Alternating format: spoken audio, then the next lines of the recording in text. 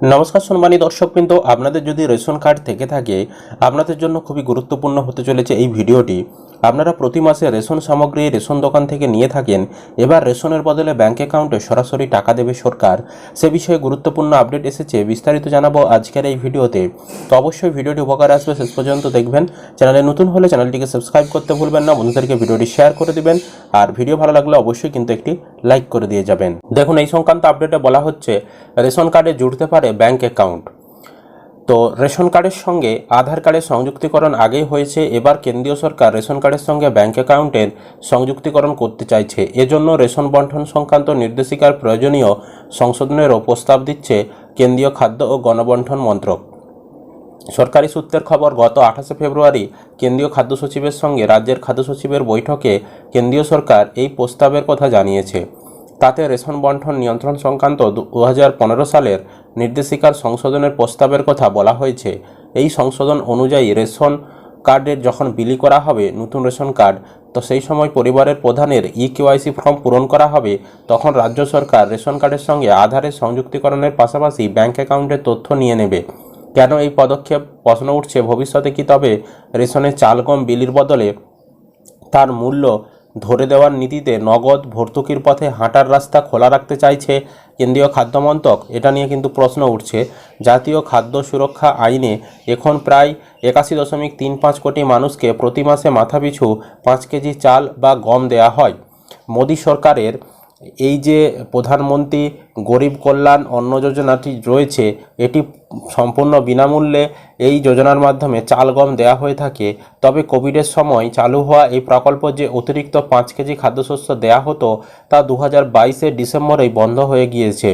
এখন 5 কেজি করে চাল গম দেওয়া হয় খাদ্য ভর্তুকির অর্থে। গত 1 ফেব্রুয়ারি বাজেট অনুযায়ী 2025-26 অর্থ বছরে খাদ্য ভর্তুকিতে অর্থমন্ত্রী নির্মলা সীতারামন 2.03 লক্ষ কোটি টাকা বরাদ্দ করেছেন। 24-25 খাদ্য ভর্তুকিতে বরাদ্দ হয়েছিল 2.05 লক্ষ কোটি টাকা। যদিও সংশোধিত হিসেব অনুযায়ী এই অর্থবর্ষে বাস্তবে 1.97 লক্ষ কোটি টাকা খরচ হবে। তার আগেই অর্থ বছরে খাদ্য ভর্তুকিতে ব্যয় হয়েছিল 2.12 লক্ষ কোটি টাকা।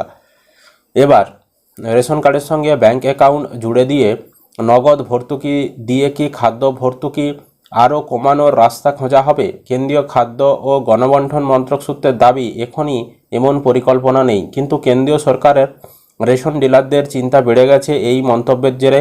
তারা মনে করছেন কৃষকরাও বিপদে পড়বেন। সর্বভারতীয় ফেয়ার প্রাইস সব ডিলার্স ফেডারেশনের সাধারণ সম্পাদক বিশ্বম্বর বসু বলেন, রেশনে বিলির জন্য সরকার চাষিদের থেকে নির্ধারিত দামে চাল গম কিনে নেয়। যদি সরকার তা না কিনে ব্যাংক অ্যাকাউন্টে খাদ্য ভর্তুকির পথে হাঁটে, চাষিরা মুশকিলে পড়বেন। সম্পূর্ণ বাজারের মুখাপেক্ষী হয়ে থাকতে হবে। সরকারি পরিসংখ্যান বলছে, এমনিতেই ফি বছর খাদ্য নিগমের মাধ্যমে চাষিদের থেকে এমএসপিতে চাল গম কেনার পরিমাণ কমে গিয়েছে। 20-21 কৃষকদের থেকে 9.37 লক্ষ টন খাদ্যশস্য কেনা হয়েছিল, তা কমতে কমতে চলতি অর্থ বছরে 2.39 লক্ষ টনে নামবে বলে সরকারি অনুমান। তার উপরে এক্ষেত্রে মূল্য ধরে দেওয়ার নীতি নিলে কৃষকদের সমস্যা আরও বাড়তে পারে, এরকমটাই কিন্তু মনে করা হচ্ছে। তো বর্তমানে কিন্তু একটা প্রস্তাব দেওয়া হয়েছে, যেখানে বলা হচ্ছে যে উপভোক্তাদের ব্যাংক অ্যাকাউন্ট লিঙ্ক করার জন্য রেশন কার্ডে এটা একটা প্রস্তাব দেওয়া হয়েছে। তবে এখনও এটা চালু হয়নি, বা সরকার যে টাকা দেবে সে বিষয়েও কিন্তু এখনও ফাইনাল কোনো সরকারি অর্ডার জারি করেনি। এটা জাস্ট একটা প্রস্তাব দেওয়া হয়েছে। আপনারা এই প্রস্তাবটা কিভাবে দেখছেন? এটা চালু করা উচিত কিনা, টাকা দেওয়া উচিত কিনা, অবশ্যই সেটা আপনারা মূল্যবান কমেন্ট অবশ্যই কমেন্ট করে জানিয়ে দিবেন। আর ভিডিও ভালো লাগলে অবশ্যই লাইক করবেন, বন্ধুদেরকে ভিডিওটা শেয়ার করে তাদেরকেও কিন্তু খবরটি জানতে সাহায্য করবেন, আর চ্যানেলটিকে সাবস্ক্রাইব করে রাখবেন।